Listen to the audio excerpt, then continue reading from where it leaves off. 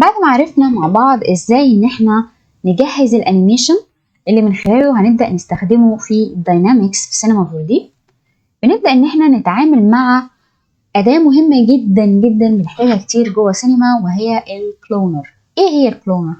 تعالوا نخفي البوليجون كده بحيث يبقى عندي environment فاضية ونعرف ايه كلونر. كلونر ببساطة لما نيجي نضغط عليها هي ايكون زي ما احنا شايفين، بمجرد ما بنكليك عليها بتديني مجموعة من الدوتس أو البوينتس اللي بتقولي إن أنا هقدر أستخدم أي أوبجكت عندك بإن إحنا نديله كم كبير من الأعداد ونعمل لها أنيميشن بشكل مختلف. الشورت كات دوت أو المجراف اللي قدامنا اللي هو الكلونر ممكن نلاقيه كشورت كات في التو بار، أو ممكن نلاقيه جوه المجراف ومنه كلونر. طيب الجنريتور زي ما هو متقسم زي ما احنا شايفين كده، سواء هنا او هنا، لما تيجي تشتغل عليه زي المعتاد بتبقى التولز بتاعته متاحة هنا، اللي هي الاتريبيوتس اللي من خلالها بنبدأ نتحكم في الكلونر بتاعنا. بس هتتفاجئ ان هي زي ما احنا شايفين كده جريد. الحاجة لما بتبقى جريد كده معناها ان في حاجة عامله لها اوفر رايت، ودي واحدة من المشاكل اللي هنواجهها لما تيجي تعمل امبورت لاي انيميشن من بره البرنامج. هتلاقيه هو عمل اوفر رايت للتولز اللي عندك. احنا مع العلم ان احنا شغالين على فيرجن 26 سينما 4D 26، فممكن ما تلاقيش المشكله دي في اصدارات تانية، ولكن لو حصل وقابلتك مشكله زي دي التعامل معاها ازاي؟ زي ما بنقول كده، بما ان الانيميشن اللي دخل عمل اوفر رايت على اي حاجه تانية، اي اتريبيوتس، اي مجراف، اي داينامكس انت تستخدمه، انت مش هتعرف تتحكم فيه. طب نفك الحصار ده ازاي؟ نفك الاوفر رايت ده ازاي؟ بتيجي هنا هتلاقي حاجه اسمها takes ديت معناها ان في اوبشنز موجوده معمول لها اوفر رايت ومعموله لوك على كل حاجه موجوده. هتلاقي من ضمن الشورت كاتس اللي موجوده في حاجه اسمها زي القفل اللي احنا شايفينه ده، هو ده الاوفر رايت. مجرد ما بشيله هتبص تلاقي الدنيا اتفكت معايا ونقدر نشتغل ونتعامل عادي جدا جدا. نرجع تاني للاوبجكتس وتبدا ان انت تتعامل معاه. طب علشان نشوف الدنيا فيها ايه، دخل اوبجكت عشان نشوفه. يعني كده بالمنظر ده مش شايفه اي حاجه. فلو دخلنا مثلا كيوب صغير كده، صغره، يعني حاول تديله اصغر حجم لان احنا هنكرره كتير مثلا، وتعالى الكيوب دوت نسحبه دراج جوه الكلونر بحيث يبقى بالمنظر ده. هنلاقي ان الدوتس الصغيره اتغيرت بالاوبجكت اللي انت حاططه جوه، وبالتالي لما نقف على الكلونر تقدر ان انت من خلال الاوبشنز او الاتريبيوتس تتحكم في طريقه عرض الكلونرز اللي قدامك.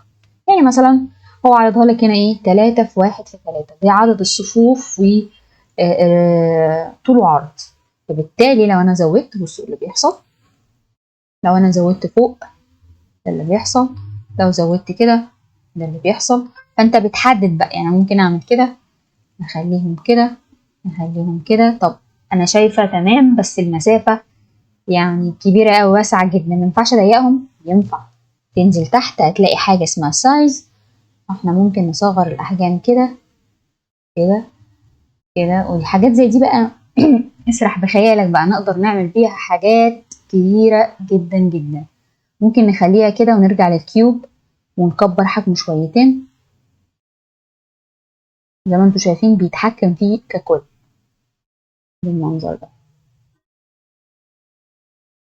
تمام، ممكن نرجع تاني للكلونر،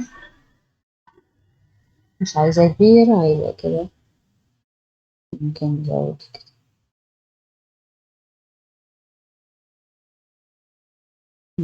بقت عاملة زي لعبة كده من الألعاب الكيوبس،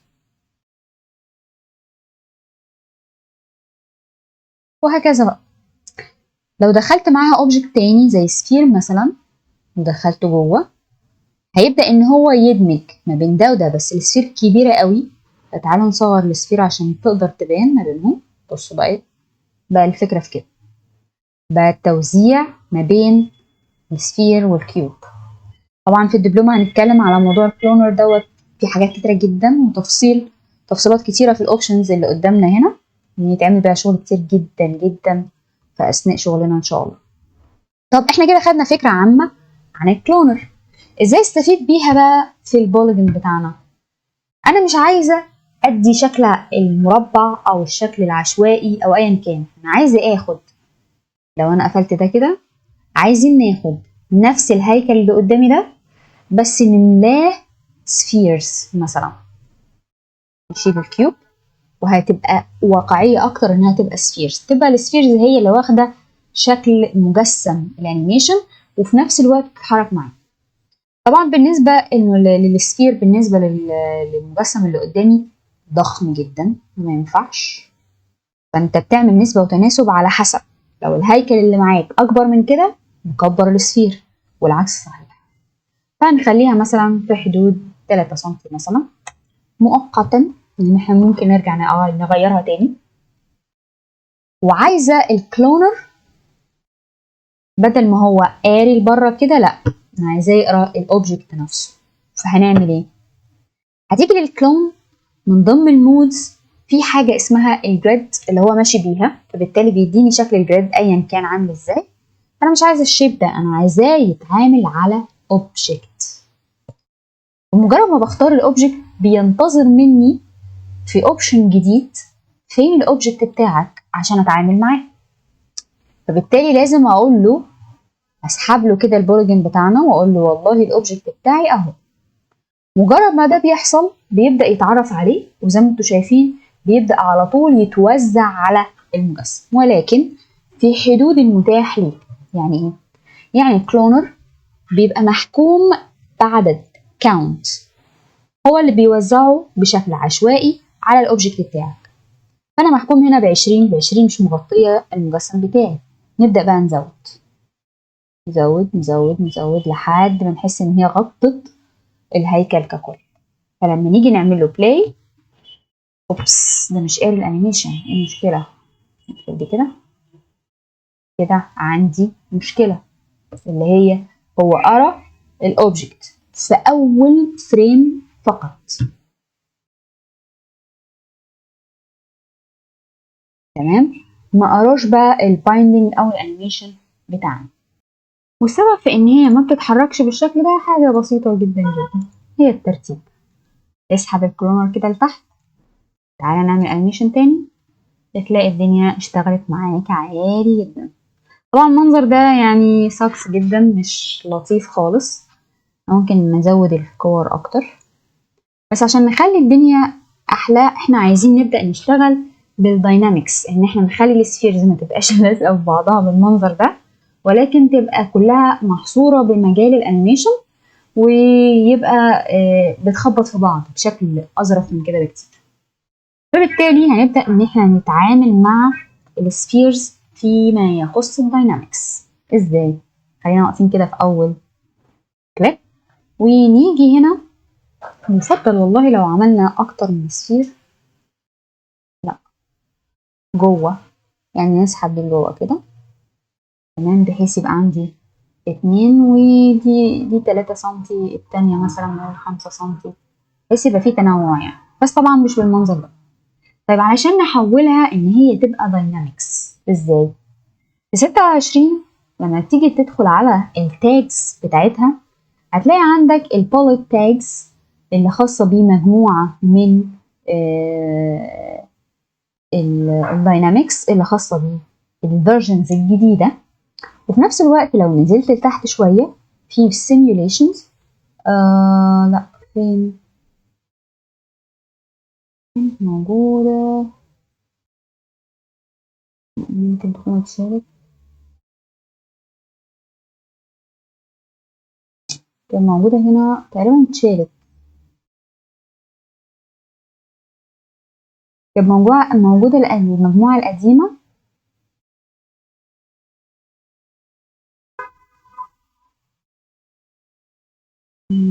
غريبة، غالبا هنا في جزء السيميوليشنز.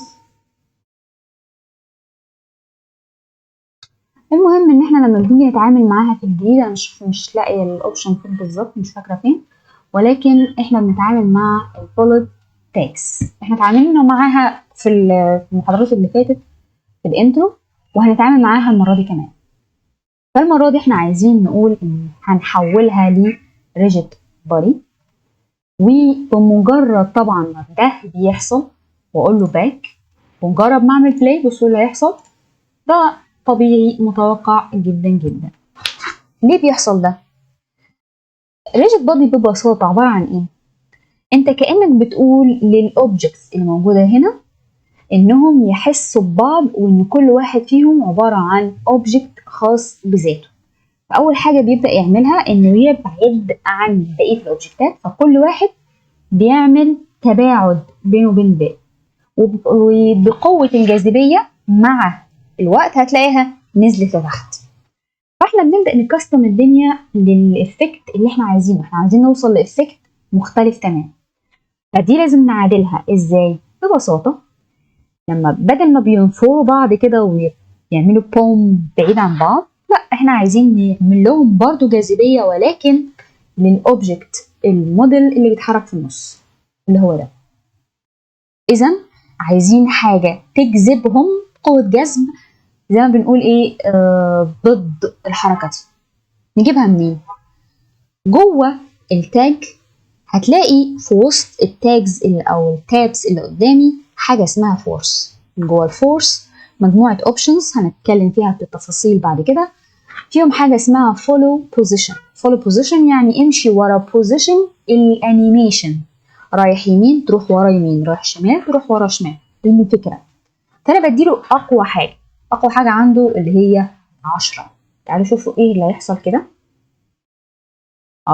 مهما طلع رجع تاني.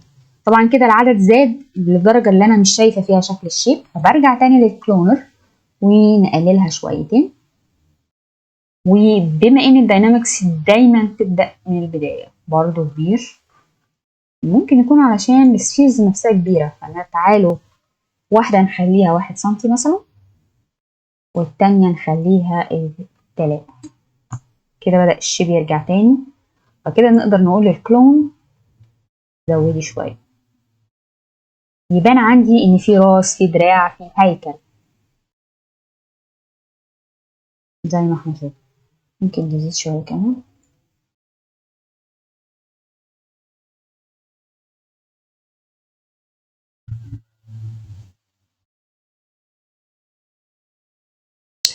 ترجع للكلونر سوري للريجيد بودي. ممكن تقول له فول روتيشن كمان، ولو اني مش محتاجة قوي لان ما عنديش روتيشن.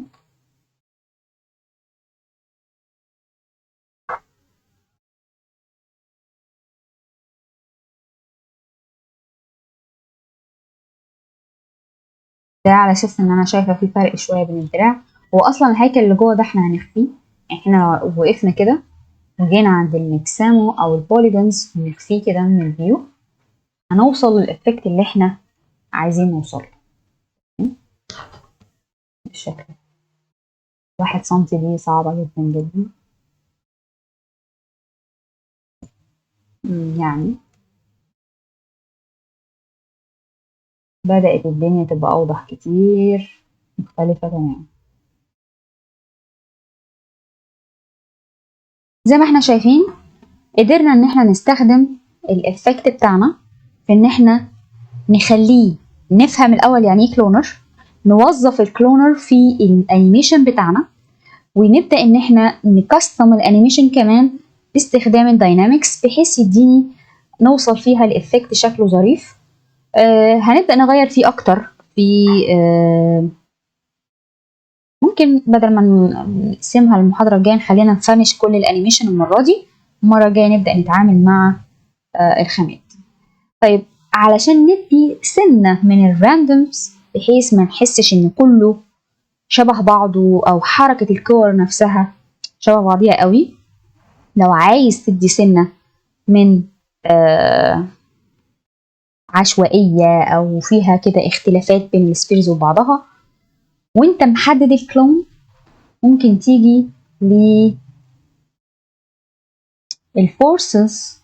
هنا في مجموعة من الفورسز قدامي اكتر حاجة بنستخدمها كتير هي التربلنس، بس في المرة دي انا عايزة random اكتر. ودي بدل ما هنلاقيها في simulation هنلاقيها في غالبا المجراف في الافكتورز. في الافكتورز هنلاقي مجموعة من الافكتورز هنا، في وسطيهم هنلاقي حاجة مهمة جدا وحلوة قوي اسمها الراندوم. مجرد بدخلها كده بس وانت محدد الكلون. ليه؟ علشان واحنا محددين الكلون لما تروح للافكتورز هتلاقيها دخلت واتقرت بشكل تلقائي. لو مش موجودة كده انت هتدخلها بشكل ايه؟ مانوال، يعني نسحبها بس هنا علشان الكلون يقراها. طب دي هتعمل ايه؟ تعالوا كده نبص، نرجع باك ونعمل بلاي. بصوا ايه اللي حصل. طبعا في زق كبير جدا لان هو دلوقتي بيراندوم الانيميشن بس بشكل اوفر شويه، فاحنا عايزين نرجع نهندلها. بتروح للراندوم وتبص كده في البارامترز بتاعته، هتلاقي ان هو بيأفكت البوزيشن. انا بقول له لا ما تجيش عند البوزيشن وكل حاجه تفضل في مكانها زي ما هي. زي ما انتوا شايفين كده رجعت تاني ان هو حرك البوزيشن ومش ده اللي انا عايزاه. انا عايزه يبقى في راندوم في السكيل، كل الكور زي بعضيها. احنا اي نعم غيرنا جوه لكن مفيش مانع لو في حاجه اكبر من كده شويه. طب نعملها ازاي؟ هتلاقي عندك زي ما كان في بوزيشن تقدر تعلم على روتيشن على فكره، بس هي مش هتبقى بالنسبه لي في الاوبشن ده او في المثال ده مش هتبقى باينه. فاللي هيبان اكتر هو السكيل وتعلم على يونيفورم علشان ما يبوظش السكيل، يعمل لها يخرج عن شكل الدايره، يحولها لي لمثلثات ومربعات واشكال غريبه. فحافظ باليونيفورم ان ده يبقى شكل دايره. طب وبعدين لما تيجي بقى عند السكيل ونكبر كده، بصوا اللي هيحصل. بيبدأ هو يعمل بشكل عشوائي كور كبيرة وكور صغيرة. طب عشان تفهمها أكتر هنرجع هنا، دي هتبقى 1 ودي كمان هتبقى 1، إذا الاتنين عندي نفس المقاس وصغيرين جدا كمان. تعالوا كده باك، لا صغيرين بزيادة، خليها دي 2 ودي كمان 2 علشان نشوف الراندوم هيعمل ايه. ونوسع دي شويتين ونعمل بلاي. بصوا بقى ايه اللي حصل. ده بقى دور الراندوم، بيبدأ هو باستخدام السكيل ده يكبر ويصغر في السفيرز اللي عندي. نخليها زي ما انتوا شايفين 2 بس بتخليها عاملة ازاي. فلو خليتها مثلا 5%، 5 من 100، بدأت أوصل لحاجة كويسة. طب ما نزودها شوية نخليها 8 مثلا بالمنظر ده. يبقى انت مش محتاج تغير في السكيل، ولكن تقدر تستخدم افكتور من بره يحقق لك النتيجة اللي انت عايزها. بالشكل ده اقدر ارجع تاني للكلون ونزود العدد شويتين.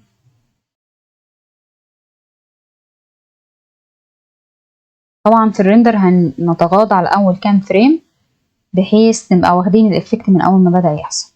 زي ما انتوا شايفين حافظ على الشكل وفي نفس الوقت بقى فيه نوع من الراندوم في الانيميشن بتاعي وفي الشكل بتاعي. ممكن ترجع بقى تقول له ستوب. والسفير ممكن لو تعالى كده ستوب كده، لو خليت دي مثلا 3 ودي كمان 3، احنا خلاص عرفنا بيعمل ايه اصلا.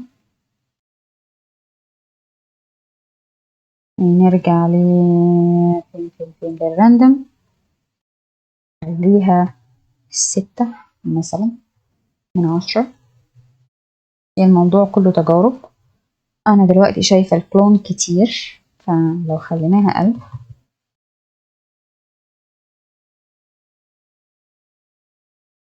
كتير لسه، وكتير لان السكيل بتاع الكور زيادة.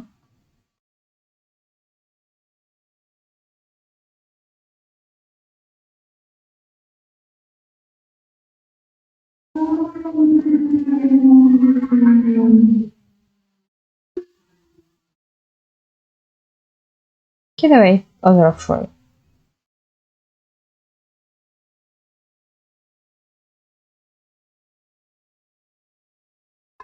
وهكذا.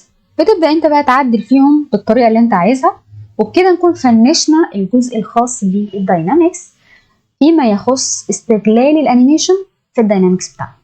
المحاضرة الجاية بقى ان شاء الله نبدأ ان احنا نتعامل مع الخامات والإضاءة في ان احنا ازاي نبدأ نبرينج ده into life، ازاي نكستم فريم ونستخدم الإضاءة بتاعته في اللوكيشن، ونجهز الانيميشن ده بحيث انه يبقى مناسب للايف فيديو.